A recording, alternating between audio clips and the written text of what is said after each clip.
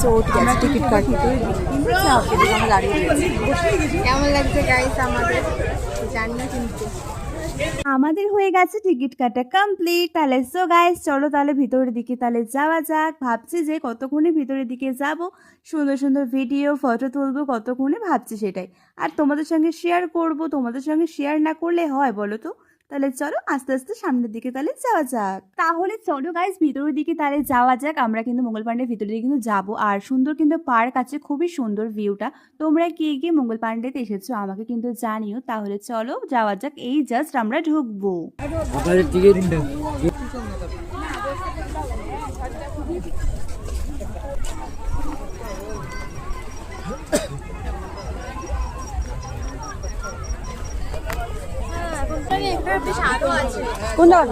দেখতেই পেলে জাস্ট ঢোকার সময় কত সুন্দর ছিল ভিউটা। দেখো আমরা এখানে দুই বোন দেখো কত সুন্দর ভিডিও কিন্তু বানিয়ে নিলাম। মঙ্গল পাণ্ডেতে তো আমরা অনেকবার এসেছি, আবারও আসলাম, অনেকটা চেঞ্জ হয়ে গেছে, বেশ ভালো লাগছে। তোমরা কারা কারা মঙ্গল পাণ্ডেতে এসেছো আমাকে কিন্তু জানিও।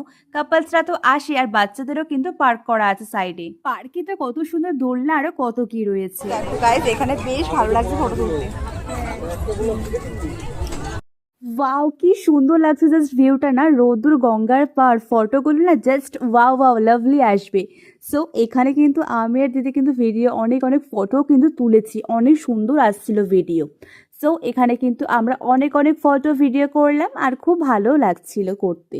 এত সুন্দর ভিউ আর মঙ্গল পাণ্ডে তো অনেকটাই বড়, তোমরা কিন্তু ঘুরে ঘুরে অনেক ভালো ভালো ভিডিও ফটো কিন্তু তুলতে পারবে, অনেক সুন্দর ছিল। আর দেখো তো আমার শাড়িটা কেমন লাগছে, বুবু আমাকে গিফট করেছে সুন্দর শাড়ি, আমার খুব পছন্দ হয়েছে এক দেখাতেই, খুবই সুন্দর ছিল। আর দেখো আর ব্যাগটা কিন্তু দিদি নিজের হাতেই বানিয়েছে উল দিয়ে, খুবই সুন্দর হয়েছে, সবাই খুব প্রশংসা করেছে ব্যাগের। এদিকে কিন্তু আমি আর বুবু কিন্তু সুন্দর সুন্দর কিন্তু ভিডিও বানিয়ে নিচ্ছিলাম। দেখো তো কেমন লাগছে আমার দুজনকে, পুরো সেম সেম কিন্তু পড়েছে। আজকে দিনটা আমাদের খুব খুব ভালো কিন্তু কেটেওছে। কেমন লেগেছে? ভালো লেগেছে? এই কেমন লেগেছে ভিডিও? ভালো লেগেছে? এখানে আমাদের অনেক ভিডিও করা হয়ে গেছে। এই ওই জায়গাটা তো আমি আর দিদি এত এত ফটো তুলেছি ধারণার বাইরে, অনেক অনেক ফটো, কারণ ফটো অনেক সুন্দর আসছিল সেই জন্য। আর বসার জায়গাগুলোতে তো অনেক ভিড় ছিল, বসতেই পারছিলাম না।